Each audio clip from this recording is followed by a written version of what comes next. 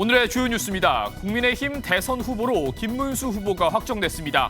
앞으로 자신만의 정책과 역량을 선보이고 한덕수 무소속 대선 예비 후보와의 단일화 등 풀어야 할 과제가 많습니다. 사흘째 경청 투어를 이어간 더불어민주당 이재명 대선 후보는 조희대 대법관 탄핵 절차 추진에 당이 국민 뜻에 맞게 처리할 것이라고 말했습니다. 이 후보 캠프 측은 피습 모의 제보가 있다며 대인 직접 접촉이 어려운 상황이라고 밝혔습니다. 나흘간의 연휴 첫날인 오늘 인천공항엔 11만 명에 달하는 여행객이 몰리며 북새통을 이뤘습니다. 태풍급 강풍이 몰아친 제주공항에선 일부 항공편이 결항됐습니다. 비상계엄 사태 이후 5개월 만에 처음으로 원달러 환율이 1,300원대로 떨어졌습니다. 최상목 전 경제부총리의 사퇴에도 미중 무역 갈등 완화 기대감이 반영된 결과로 보입니다. 제21대 대통령 선거에 나설 국민의힘 후보로 김문수 후보가 선출됐습니다. 김 후보는 당심은 물론 민심에서도 한동훈 예비 후보를 앞섰는데요. 민주당이 정권을 잡으면 끔찍한 독재가 시작될 것이라며 몸이 부서지더라도 반드시 승리하겠다고 포부를 밝혔습니다. 첫 소식 김현 기자가 보도합니다. 국민의힘의 최종 선택은 김문수 후보였습니다. 국민의힘 제21대 대통령 후보자로 최고 득표를 기록한 김문수 후보가 선출되었음을 선포합니다. 대통령 후보직을 수락한 김문수 후보는 곧바로 민주당과 이재명 후보를 겨냥했습니다. 이 사람들이 정권을 잡는다면 끔찍한 독재가 펼쳐질 것입니다. 이재명은 이미 독재자 아닙니까, 여러분?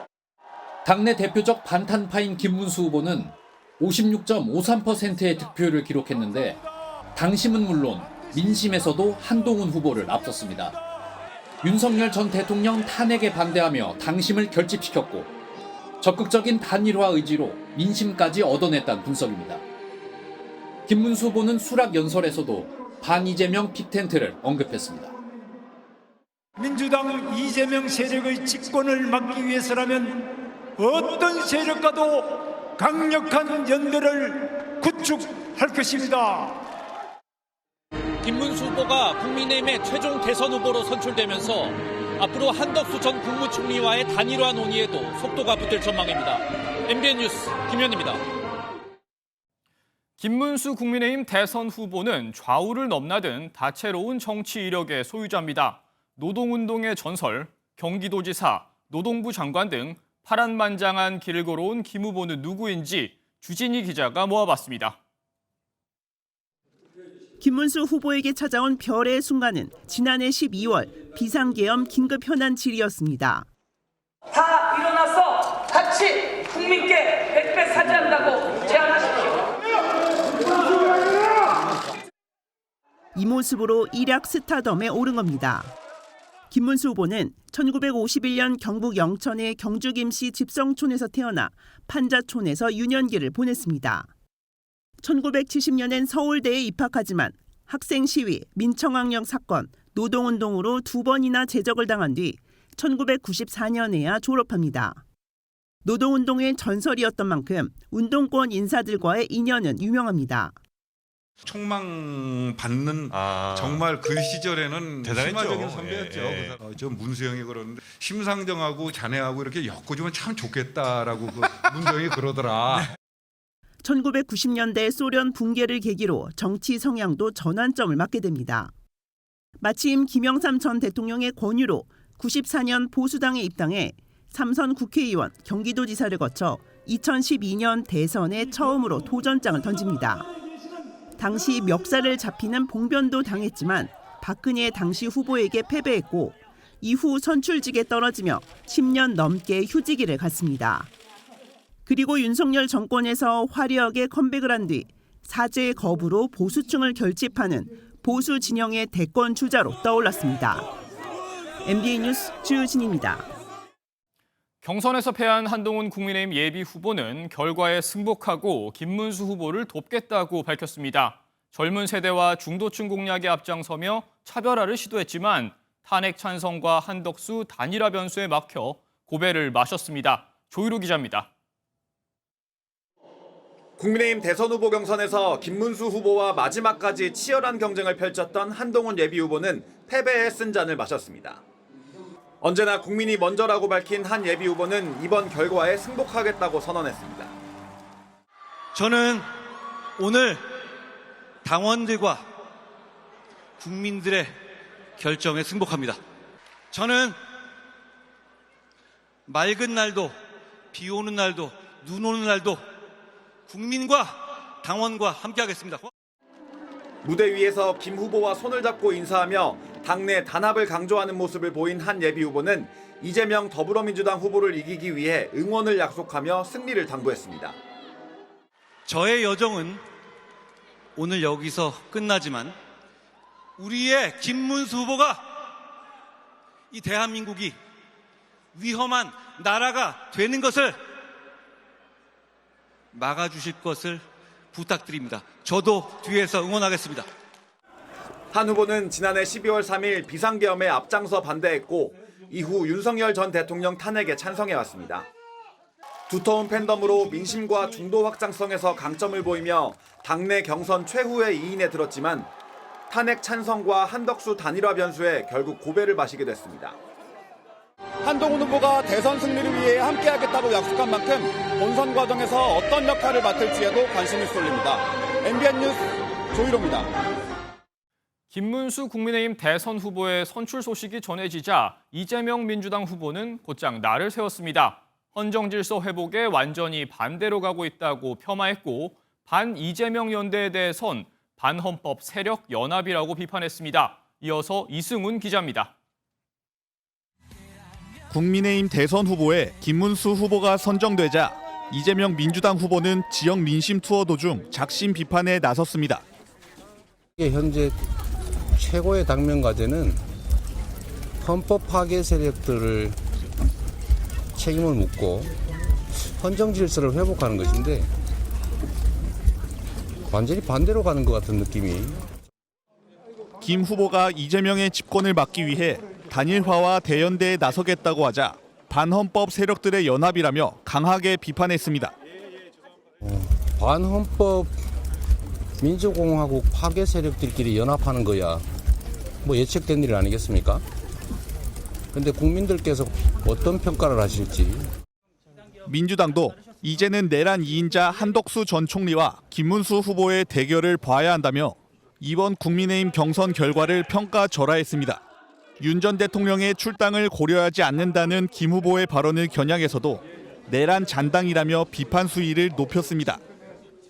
국민의힘은 오늘 내란 수괴와 한몸이 되어 윤석열의 결사옹위 잔당으로 남을 것을 선언했습니다.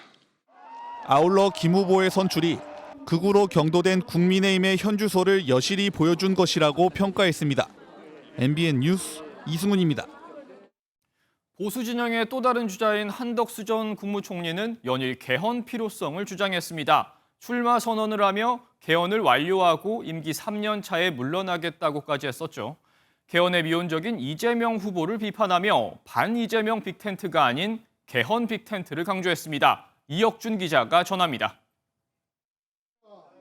1호 공약으로 개헌을 내세운 한덕수 무소속 대선 예비후보가 개헌에 미온적인 이재명 더불어민주당 대선 후보를 비난했습니다. 전직 국회의원 모임인 헌정회를 방문한 자리에서 나온 발언입니다.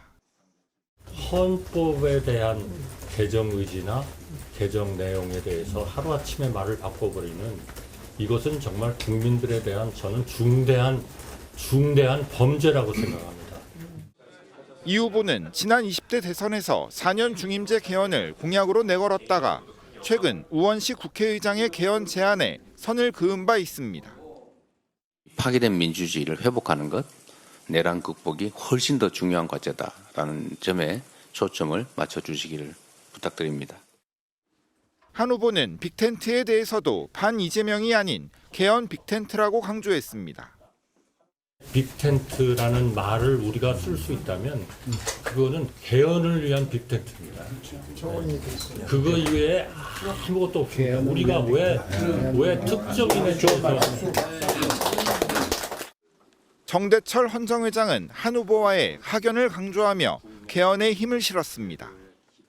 어려운 시기에 어려운 역할을 시작하시는 것에 대해서 우리가 다 주시하고 잘 성공하기를 바랍니다. 여야를 떠나 개헌을 옹호하는 헌정회의 지지를 등에 업은 한 후보는 김문수 국민의힘 대선 후보와 단일화의 속도를 내는 한편 개헌을 명분으로 빅텐트 확장에도 나설 예정입니다. MBN 뉴스 이혁준입니다. 김문수 후보가 국민의힘 대선 후보로 선출됐지만 보수 진영의 대선 후보는 아직 최종 결정된 게 아니죠. 국민의힘 출입하는 최돈희 기자와 좀 더 자세한 얘기 나눠보겠습니다. 네, 최 기자, 지금 후보 등록 시점이 얼마 남지 않았습니다. 그런데 가장 궁금해하는 부분, 이 단일화, 김문수 후보와 한덕수 후보 간 단일화 언제쯤 이루어질 수 있을까요? 일단 양쪽 모두 시간이 없다는 데는 공감하고 있습니다. 그래서 최선은 다음 주 수요일 7일 전까지란 얘기가 나오고 있는데요. 네.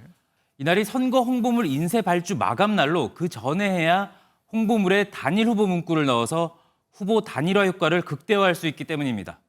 그런데 이때를 놓친다면 11일이 데드라인입니다. 후보자 등록 마감 시한으로 이때까지 단일화된다면 국민의힘 후보로 기호 2번을 사용할 수 있습니다. 여기에 당 차원의 선거 보조금 지원도 이점입니다. 만약에 이 11일이 지나서, 그러니까 11일까지 단일화가 이루어지지 않는다면 이후엔 어떻게 되는 겁니까? 물리적으로는 투표 전까지는 가능한데요. 다만 단일화를 통해 얻는 효과가 급감한다는 데 문제가 있습니다. 네. 그래서 마지막 시한으로 25일이 거론되고 있습니다. 이날은 투표용지 인쇄가 시작되는 날인데 이 전에 단일화하면 후보자 이름 옆에 사퇴가 표시되지만 이후엔 투표용지에 두 후보 이름이 모두 표시되기 때문에 사표 처리가 발생하면서 단일화 효과가 반감될 가능성이 큽니다. 지금 봐서 김문수 후보와 한덕수 후보 모두 단일화에 대한 의지는 있는 모습인데 사실 이 단일화 방식도 상당한 이견이 있을 것 같습니다. 그래서 선거에 이기기 위해서 후보들이 힘을 합쳐보자는 게 바로 단일화인데요. 때문에 방식은 결국 후보들의 몫입니다. 경선은 당원 50%, 일반 국민 50%였지만 단일화는 국민 경선 100%로 조정될 수 있습니다. 본선 경쟁력을 고려하지 않을 수 없기 때문입니다. 네.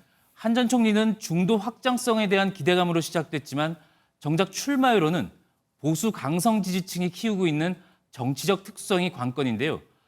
국민의힘 한 의원은 후보 간 지지율 격차가 크지 않아서 방식을 두고 후보 간 신경전이 있을 수 있다고 내다봤습니다. 방금 신경전 말씀을 해주셨는데 실제 양측 후보의 분위기는 어떻습니까?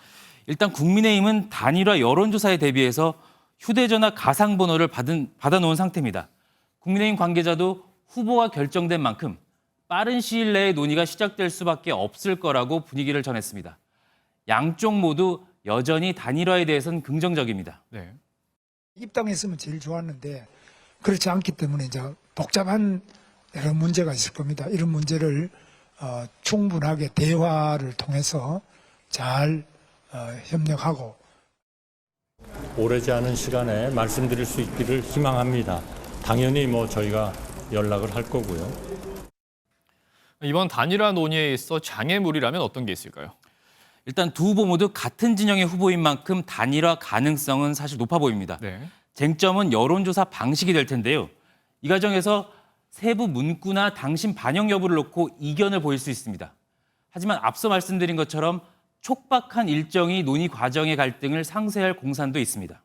그럼 지금까지 얘기한 일정이라든지 이견을 넘어서 단일화가 됐다고 가정을 해보죠. 이 두 후보 간의 단일화 파급 효과는 얼마나 될까요? 아직 예단하기는 어렵지만 폭발력은 이전 사례보다 크지 않을 거란 관측이 많은데요. 네. 당대당, 지역 간 등 지지층 확장 개념이 이전보다 크지 않기 때문입니다. 지금까지 대선에서 단일화는 모두 4차례 있었는데요. 이 중 3번은 단일화한 쪽이 이겼습니다. 단일화한 쪽이 졌던 18대 대선에서는 논의 과정에서 갈등을 겪다가 한쪽이 전격 사퇴하면서 반쪽 단일화로 역효과가 난 겁니다. 결국 시기나 방식, 논의 과정, 이 3박자의 단일화 성패가 달려 있어 보입니다. 네, 말씀 잘 들었습니다. 지금까지 정치부 최돈희 기자였습니다.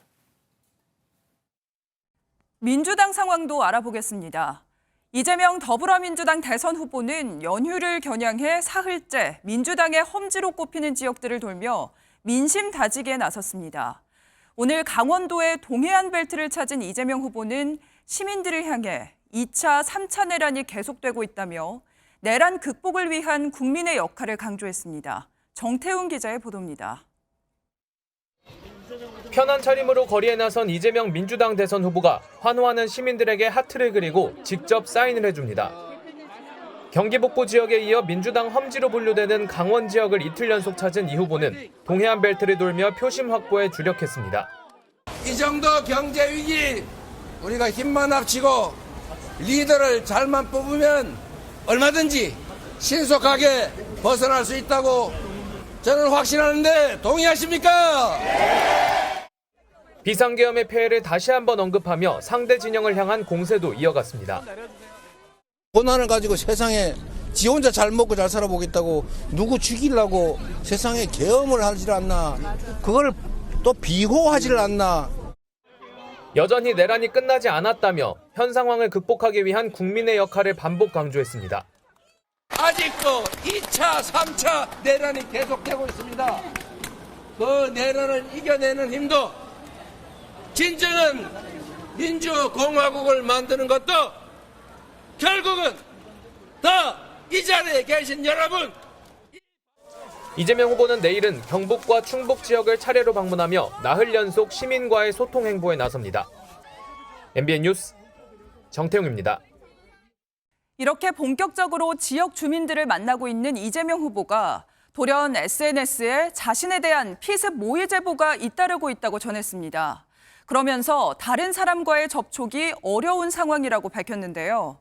현장에서 몰려드는 시민들과의 악수 같은 우발적인 직접 접촉은 피하는 모습을 보였는데 이걸 두고 국민의힘은 이재명 후보가 파기환송심 지연 꼼수를 부리고 있다고 비판했습니다. 보도에 한여혜 기자입니다. 이재명 민주당 대선 후보는 경호 격상 속에서도 시장에서 음식을 먹으며 상인들과 대화를 나눴습니다. 가까이 서 있던 아이에게 먼저 말을 걸고 악수를 건네기도 했습니다. 하지만 이재명 후보가 자리를 이동할 때마다 이어지는 우발적인 악수 요청은 경호원들의 저지를 받았습니다. 악수 대신 눈인사로 대신했는데 피습 위협 때문입니다. 오늘 또 뭔 일이 있을 거라고 그래서 저희가 좀 조심을 해야 돼서요. 이해해 주시겠죠? 예. 앞서 이재명 후보는 SNS에 피습 모의 제보가 잇따르고 있어 접촉이 어렵다고 공지했습니다. 더불어민주당 중앙선대위 관계자는 이와 관련해 피습 제보가 몇 차례 들어와 마음을 놓을 수 없는 상태라고 설명했습니다. 지난 3월에도 피습 제보로 경찰의 신변 보호를 받은 이재명 후보는 방탄복을 입고 공식 일정을 소화하기도 했습니다. 국민의힘은 이재명 후보의 피습 위협 언급에 파기환송심 지연 꼼수를 부리고 있다고 비판했습니다. MBN 뉴스 한여입니다. 이재명 더불어민주당 대선 후보의 공직선거법 위반 사건. 이 사건의 파기환송심 첫 공판일이 15일로 정해졌죠. 이렇게 서울고법도 속도를 내고 있는 가운데 민주당 안에선 이 재판에 대한 강한 반발이 이어지면서 대법관을 탄핵해야 한다는 주장까지 나오고 있는데요. 이번엔 이재명 후보가 직접 미묘한 발언을 내놨습니다. 이어서 정치훈 기자의 보도입니다. 대법원 파기환송에 이어 서울고법이 15일에 첫 변론기일을 지정하자 민주당 내 비판 목소리가 커지고 있습니다. 사법부의 명백한 대선 개입이라며 일각에서 대법관 탄핵 소추가 필요하다는 주장도 나왔습니다. 이재명 대선 후보는 이와 관련한 기자들의 질문에 이렇게 답했습니다. 당이 국민의 뜻에 맞게 적이 처리할 것으로 생각합니다. 자신은 선출된 후보고 선거는 당과 선대위가 치른다며 강경 대응과 거리를 두면서도 대법관 탄핵에 반대 의견도 내지 않은 겁니다. 속전속결로 이뤄진 대법원 판결에 대한 비판 수위도 높아졌습니다. 김민석 최고위원은 대법관 10명이 이틀 동안 6만 쪽에 달하는 전자기록을 다 열람했는지 열람 소요 시간이 담긴 모든 노고 기록을 공개하라며 100만 서명운동을 제안했습니다. 민주당의 비난에 이준석 개혁신당 대선 후보는 매우 위험하고 반헌법적인 정치행위라고 민주당을 비판했습니다. 이 후보는 오늘 SNS에 이재명 후보가 대선에 출마해 당선되더라도 곧바로 당선 무효 또는 직위상실에 이를 수 있는 위험이 존재한다고 비판했습니다. 그러면서 민주당이 아예 상권분립 제도를 부정하는 주장을 서슴지 않고 있다며 헌법을 지킬 의지가 없다는 것을 드러내고 있다고 말했습니다. MBN 뉴스 정춘우입니다. 이제 가장 큰 관심은 대선 당일인 6월 3일 전에 이재명 후보의 확정 판결이 나올 수 있을지에 대한 여부인데요. 법조계에서는 힘들 것 같다는 게 중론이지만 민주당에선 지금 사법부의 모습이라면 불가능한 건 아니라는 우려의 목소리가 나오고 있습니다. 길기범 기자의 보도입니다. 법조계에서는 6월 3일 전에 확정 판결이 나긴 힘들 것이란 분석이 우세합니다. 오는 15일 변론기일에 이 후보가 출석한다면 재판부는 당일에 변론을 종결하고 선고까지 내리는 게 가능합니다. 하지만 이 후보가 불참한다면 기일을 한 차례 더 잡아야 해 미뤄질 수 있습니다. 즉 파기환송심은 빠르면 5월 중순에 끝날 수 있지만 대법원 재상고가 남아 있습니다. 파기환송심 선고 이후 7일 안에 재상고를 하고 재상고 이유서를 20일 안에 제출하면 되는 만큼 15일에 선고가 나더라도 사실상 대선 전 확정 판결은 불가능하다는 전망입니다. 파기환송심에서 어떤 속도로 재판을 할지는 현재로서는 알 수는 없는 상태고요. 또 뭐 가정적으로 거기에 대해서 다시 재상고를 한다면 기간이 촉박한 거는 맞는 거죠. 다만 재판이 이례적으로 빠르게 진행되는 만큼 민주당 내부에선 우려의 목소리도 감지됩니다. 이유서를 제출받지 않고 판결을 내릴 수 있다는 의혹 등이 제기되는 상황에서 사법부의 위법 여부도 지켜본다는 겁니다. 그런 시도를 한다면 그것은 절대 봐줄 수는 없는 거죠. 법을 어긴다고 한다면 그런 사람들은 공직자로 남겨둘 수 없다. 빠른 재판에 대한 우려는 사법부 내부에서도 나왔습니다. 송경근 청주지법 부장판사는 내부망에 30여 년 동안 보지도 못한 초고속 절차라며 문제를 제기했고 부산 지역의 한 부장판사도 이런 일회성이 결국 정치적으로 편향됐다는 비판을 초래할 것이라며 대법원을 비판했습니다. 대선을 앞두고 전례 없는 빠른 재판이 이어지면서 사법부에 대한 공방도 점점 격화될 전망입니다. MBN 뉴스 길기범입니다.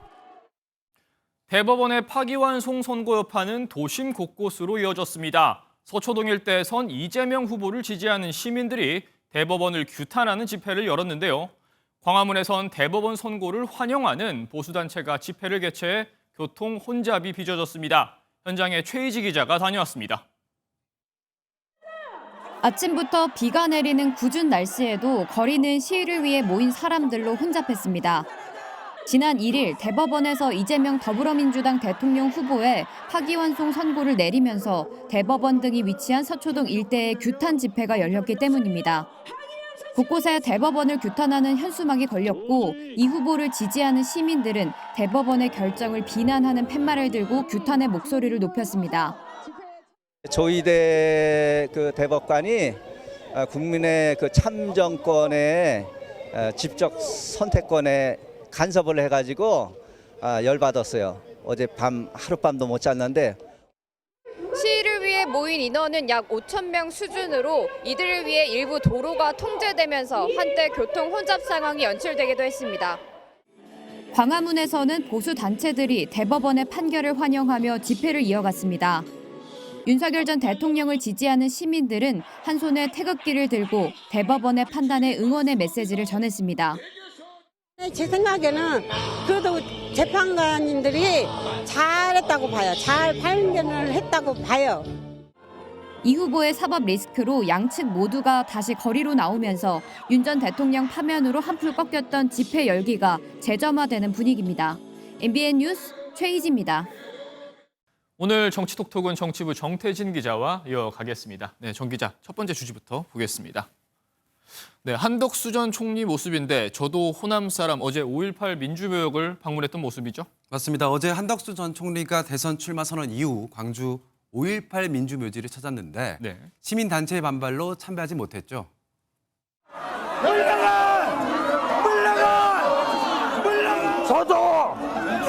저도 호남 사람입니다. 저도 호남 사람입니다. 저도 호남 사람입니다, 여러분. 우리 통합되어야 합니다. 네, 15번이나 외친 이 발언 조회수가 50만 가까이 되고 정치인들의 반응이 이어지는 등 화제가 되고 있습니다. 이제 한덕수 무소속 대선 예비 후보라고 해야겠죠. 사실 총리 시절을 생각해보면 이렇게 목소리를 크게 내는 모습을 찾아보기 어려웠던 것 같은데 아무래도 대선 출마가 계기가 됐을까요? 맞습니다. 그 자리에 있던 한덕수 전 총리 측 관계자들도 전혀 예상하지 못해서 깜짝 놀랐다고 했습니다. 한 전 총리 측 핵심 관계자는 MBN에 한 전 총리가 그 자리에서 그렇게 대응할 줄 몰랐다며 한 전 총리의 한이 느껴졌다고 밝혔습니다. 그러면서 광주를 찾은 건 한 전 총리가 전북 전주 출신인 만큼 통합을 강조한 것이라고 전해왔습니다. 민주당은 싸늘한 민심을 마주했다고 비판했는데 박선원 의원은 얄팍한 지역주의자 전두환 수준이라고 맹비난했습니다.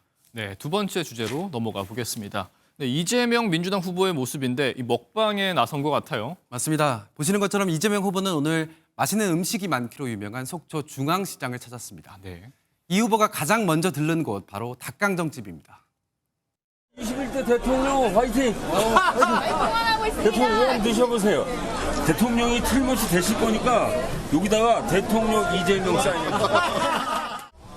대통령 이렇게 되면은 선거법 아니 같이. 그렇구나.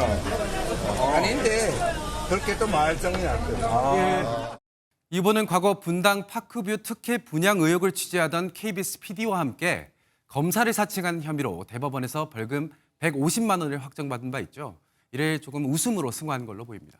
네, 이 후보 사실 최근에 대법원의 파기환송 선고와 같이 개인적으로는 좀 안 좋은 일도 있었는데 오늘은 밝은 모습을 많이 보인 것 같아요. 네, 그렇습니다. 빵을 보면서 빵 터지기도 했습니다. 직접 보시죠. 드셔도 됩니다. 이건 뭐예요? 크게 감자빵이 다른 거. 이건 모형이고 이거는 이 모형이 이거예요? 네, 맞습니다. 좀 다른데요. 조금 다르죠. 모형대로 사신 거 아닙니까? 한 시민이 이재명 후보를 할아버지라고 부르기도 했는데요. 이 후보 뭐라고 반응했을까요? 이재명 할아버지 많이 왔지? 할아버지 아닙니다. 마지막 주제로 가보겠습니다. 안철수 국민의힘 의원의 모습인데 안 의원 지지자들이 치매 의혹을 제기한 유포자들을 고발했다고요? 네, 그렇습니다. 최근 안철수 국민의힘 의원의 발언을 두고 온라인에서는 치매 의혹 등을 제기하는 각종 영상과 글들이 올라왔습니다. 네. 저는 이름이 뭐더라?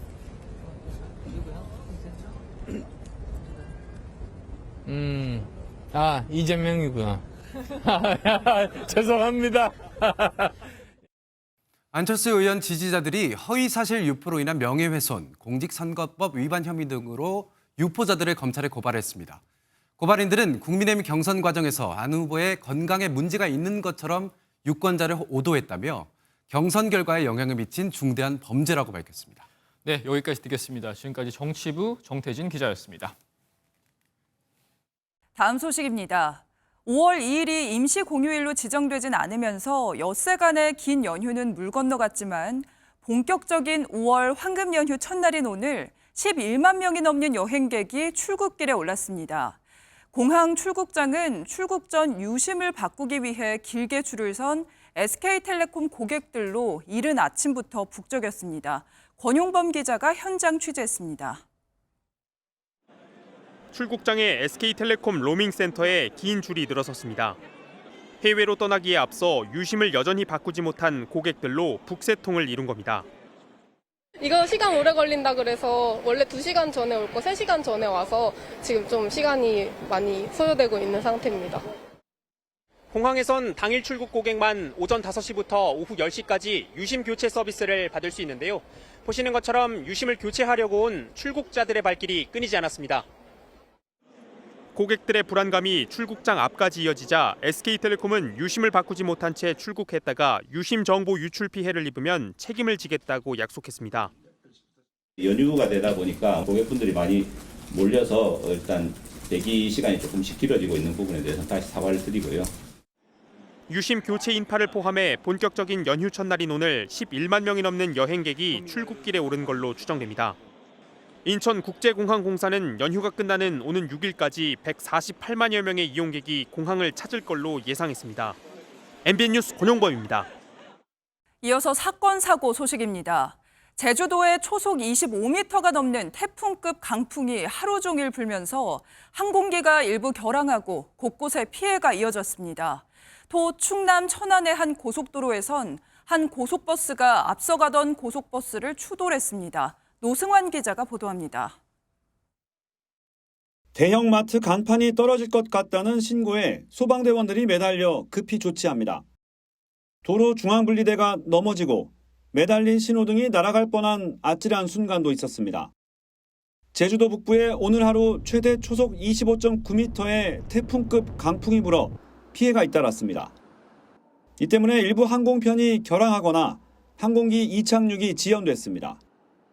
충남 천안 경부고속도로 서울 방향 목천 나들목에선 고속버스가 알 수 없는 이유로 앞서가던 다른 고속버스를 추돌했습니다.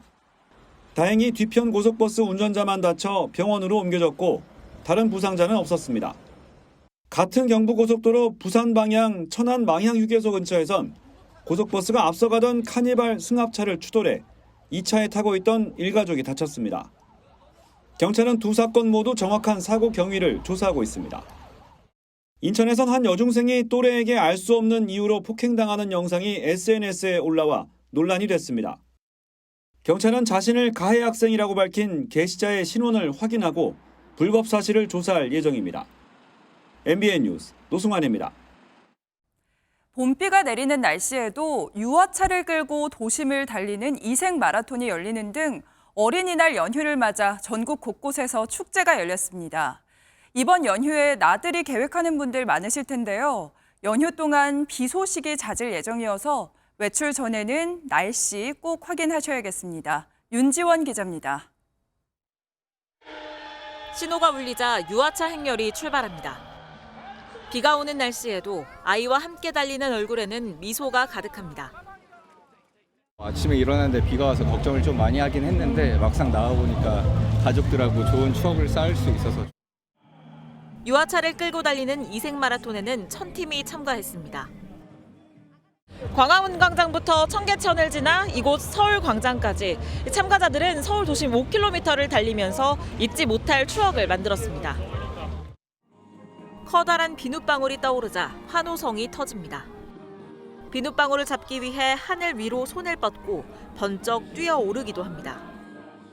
비눗방울이 걸어주었어요. 여러분 아직 안전하지 않습니다. 비눗방울 손가락 사이에서 나와서 신기했어요. 하겠습니다. 페이스 페인팅, 솜사탕 만들기 등 다양한 체험 공간은 아이들의 상상력을 자극합니다. 어린이날 연휴를 맞아 전국 곳곳에서 축제가 열렸습니다. 다만 이번 연휴에는 비 소식이 잦겠습니다.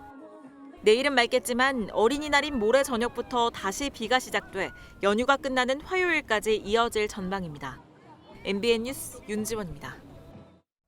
어린이날 아이들 줄 선물로 장난감 구매 많이들 하시죠? 그런데 이런 장난감들은 아이들이 오래 갖고 놀지 못하고 금방 실증이 나서 버려지기 마련입니다. 이렇게 한 해 버려지는 장난감 쓰레기의 양이 3만 톤이 넘는다고 합니다. 플라스틱 장난감은 분해되는 데만 500년이 넘게 걸리는데요. 아이들이 살아갈 우리 지구의 환경 파괴 주범이 되고 있는 겁니다. 정설민 기자가 취재했습니다. 아파트 단지의 분리수거장을 돌며 버려진 장난감을 살펴봤습니다. 인형 옷과 머리카락, 장난감의 나사도 모두 플라스틱함에 버려져 있습니다. 배터리를 빼지 않고 그대로 버려 화재와 폭발 위험도 도사립니다. 우리나라에서 한 해 버려지는 장난감 쓰레기는 3만 톤이 넘는데요. 플라스틱 장난감은 분해되는 데만 500년이 넘게 걸립니다. 어린이날을 맞아 아이들 선물을 사러 나온 부모들도 버려지는 장난감에 대한 고민이 큽니다. 못 쓰는 거는 폐기도 하지만 주변에 애기들도 나눠주고 서로 그렇게 쓰고 있어요. 상황이 이렇자 안 쓰는 장난감을 고쳐서 다시 쓰는 움직임도 생겨났지만 아직 걸음마 수준에 불과합니다. 안 쓰는 장난감들 있잖아요. 못 쓰는 장난감들이 버려지면 결국 아이들이 살아갈 우리 땅을 오염시키는 환경 악당이 되잖아요. 최근 들어 장난감 업계도 문제를 인식하고 변화에 나서고 있습니다. Putting sustainable materials in so that could be recycled materials or bio-based materials. 장난감이 동심뿐 아니라 아이들이 커나갈 지구도 지킬 수 있도록 변화가 필요한 시점입니다. MBN 뉴스 정세민입니다. 1,500원 선을 위협하던 원달러 환율이 최근 가파르게 떨어져 5개월 만에 1,300원대까지 낮아지기도 했습니다. 경제사령탑은 공석이지만 미중 간 무역 분쟁이 완화될 거란 기대감에 환율이 급락한 건데요. 아직 안심하긴 이르다는 지적도 나옵니다. 김경기 기자의 보도입니다. 인천공항의 한 시중은행 환전창구. 출국장에 들어가기 전 여행객들이 달러를 바꿉니다. 한때 1,550원까지 치솟았던 매수 시세는 한 달도 안 돼 100원 가까이 낮아졌습니다. 부담은 좀 있지만 그래도 가족이랑 모처럼 쉬는 날에 이제 가는 거니까 그래도 조금 싸졌다는 거에 위안을 좀. 오늘 새벽 서울 외환시장에서 원달러 환율은 전날보다 19.5원 내린 1,401원에 거래를 마쳤습니다. 마감 전 야간장에선 1,391원까지 낮아지기도 했습니다. 1,400원 밑으로 떨어진 건 5개월 만으로 작년 12월 비상계엄 사태 이전으로 돌아갔습니다. 최상목 경제부총리가 사퇴하는 등 전국 불안에 장 초반 1,440원까지 뛰었지만 미중 협상 임박 신호가 하락 요인으로 작용한 겁니다. 실제 미 국무장관이 논의가 곧 시작될 것이라고 밝히는 등 미중 정부 모두 논의가 가까워졌음을 암시하는 발언을 내놓고 있습니다. That's what they want. I mean, the Chinese are reaching out. They want to meet. They want to talk. We've got people involved in that. Obviously, our Treasury Secretary, Scott Bessent, is involved in those efforts, and their talks will come up soon. 전문가들은 환율이 1,300원대에서 자리를 잡을 것으로 예상하는 가운데 미중 협상 진행 상황이 변수가 될 것으로 보입니다. MBN 뉴스 김경입니다. 오늘 종일 흐린 날씨에 낮에도 서늘함이 감돌았는데요. 내일은 다시 맑은 하늘이 드러나겠고 날도 포근해지겠습니다. 서울의 낮 기온 20도, 광주 22도, 대구는 23도까지 올라 오늘보다 6도에서 10도가량 높겠습니다. 다만 내일 아침에는 서쪽 내륙을 중심으로 가시거리 1km 미만의 짙은 안개가 끼겠고요. 중부와 영남을 중심으로 바람도 강하게 불겠습니다. 특히 산지에는 초속 20m 안팎의 매우 강한 바람이 예상됩니다. 남은 연휴 날씨도 궁금하실 텐데요. 어린이날에는 낮 동안 하늘빛만 흐리다가 밤부터는 다시 전국에 비가 내리겠고요. 화요일까지 오락가락 이어지겠습니다. 예상되는 비의 양은 제주에 최고 20mm, 그 밖에 전국에는 5mm 정도로 많지는 않겠습니다. 지역별 내일 기온 보겠습니다. 중부지방 서울의 아침 기온 9도, 춘천은 6도로 쌀쌀하겠지만 낮에는 20도 안팎까지 오르겠습니다. 남부지방도 전주와 부산의 낮 기온이 21도까지 올라 아침과의 일교차가 무척 크겠습니다. 다음 주 금요일에는 전남과 경남, 제주에 비가 내릴 전망입니다. 날씨였습니다. 끝으로 영상 속으로 전해드립니다. 산림청이 선정한 100대 명품숲, 경남 진주 진양호반 물빛숲의 모습인데요. 잔잔하게 물든 아름다운 물빛 감상하시면서 평안한 밤 보내시기 바랍니다. 뉴스센터 마칩니다. 고맙습니다.